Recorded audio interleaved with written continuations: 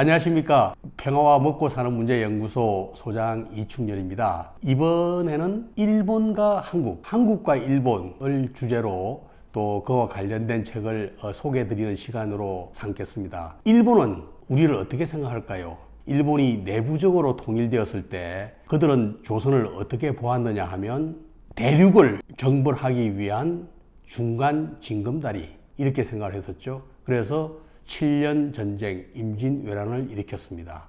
또 메이지 유신 이후 일본이 근대 국가가 되었을 때 그들은 조선을 일본의 심장을 겨누는 비수라고 인식했습니다. 그래서 내부를 통일한 일본은 예외 없이 조선을 첫 번째 침략 대상으로 설정을 했습니다. 지난 2000년간의 동아시아 역사를 보면 대체로 한반도가 더 선진국이었고 일본은 외곽에 위치한 세력이었습니다. 그런데 이 역관계가 결정적으로 뒤바뀐, 즉 데드 크로스가 발생한 시간이 160년 전 서세동점, 서구의 열강이 동아시아에 들어왔을 때 어떻게 대응했느냐에 따라서 일본과 조선의 관계가 역전되었습니다. 오늘 저는 조선을 탐한 사무라이 이강훈 선생님이 쓰신 책을 소개해 드릴까 합니다.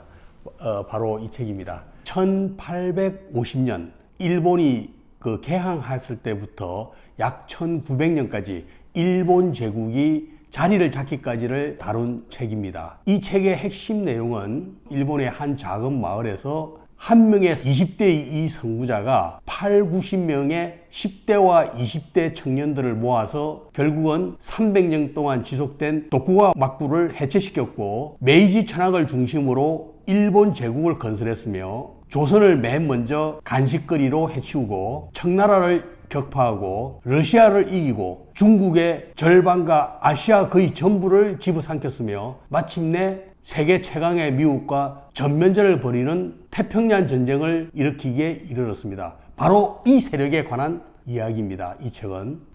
이 책의 내용에 대해서 송영길 의원과 우리 먹고 사는 연구소가 힘을 합쳐서 민주당 대학생위원회의 학생들과 독서회를 가진 바 있습니다. 우리의 20대 청년들이 일본과 조선의 데드 크로스가 발생한 그 시점을 같이 공부하고 우리나라의 장래에 대해서 토론하는 모습이 너무나 든든했습니다. 저는 크게 몇 가지를 느낀 게 있는데요. 첫째, 일본은 자신을 알고 세계를 알았고 대응을 했습니다.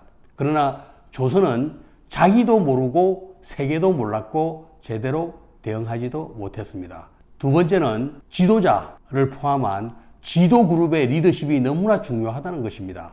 일본 메이지 유신의 정신적 지도자인 요시다 쇼이는 우리가 잘 아는 야스쿠니 신사의 첫 번째로 모셔져 있는 사람입니다. 그가 연 개인 서당에 모인 제자들 90명, 이들이 나중에 2차 세계대전에서 바로 이 사무라이 정신, 목숨을 초계와 같이 바치는 정신으로 메이지 유신을 달성한 것입니다. 세 번째는 목표를 위해서 놀라운 정치적 기적을 이룬 것입니다. 막부를 타도할 것이냐, 유지할 것이냐를 둘러싸고 사스마본과 조슈본이 서로 전쟁을 하던 관계였습니다. 그런데 사카모토 로마라는 탁월한 중재자가 등장해서 두 숙적이 막부 타도로 연합하게 만든 것입니다. 이것이 바로 오늘날까지 일본을 지배하고 있는 주류 정치 세력인 사초 동맹입니다. 네 번째는 메이지 유신 후 봉건 일본을 서구형 근대 산업국가로 만들기 위해서 이들이 보인 노력과 결단입니다. 이들은 유신이 성공하자마자 견미사절단이라는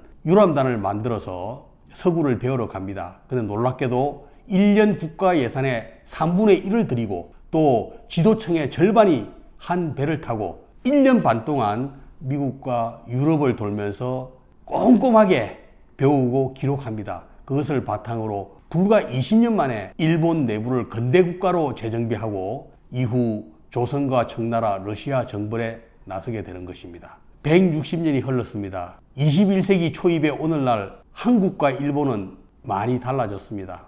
대한민국은 지금 160년의 조선이 아닙니다. 세계의 민주주의를 선도하는 민주주의 국가입니다. 일본과 조선, 일본과 한국 영원히 함께 가야 될 지정학적인 이웃입니다. 우리는 일본을 알아야 됩니다. 배웁시다. 오늘의 하두는 일본을 배우자입니다. 감사합니다.